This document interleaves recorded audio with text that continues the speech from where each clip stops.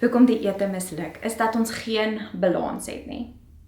Ek het al menigte male gesien dat mense misluk omdat hulle planne probeer volg wat te drasties is en geen balans het nie.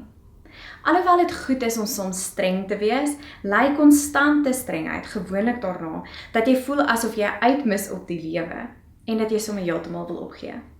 Voor jy jouself kry, verslind jy sommer 'n hele sjokolade of gee jy sommer heeltemal op. Volg eerder 'n gebalanseerde plan waar jy wel jouself toelaat om soms die bietjie lekker in die lewe ook te kan ervaar en te kan geniet. Dit is uiteindelik meer volhoubaar. Die 9de rede is 'n tekort aan uniekheid. Dit is baie belangrik om te besef dat ons elkeen uniek is. Dit wat vir iemand anders gewerk het, gaan nie noodwendig vir jou werk nie. Ons elkeen se liggaam is anders en daarom is dit baie belangrik dat jy 'n plan moet kry wat gepas is vir jou liggaam, jou leefstyl en ook jou gene. Die 10de rede is dat ons laat onsself te honger word.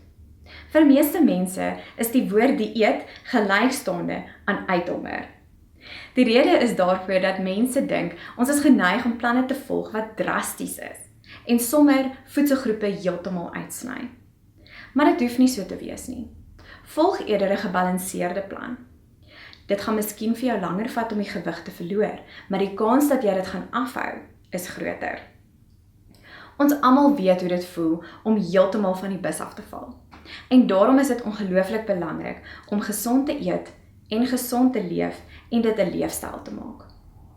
Dit is nie elke keer nodig om van die bus af te val, as jy nie elke keer nodig het om op 'n nuwe bus te klim nie. Kies eerder om die gesondheidsbus te ry elke dag van jou lewe.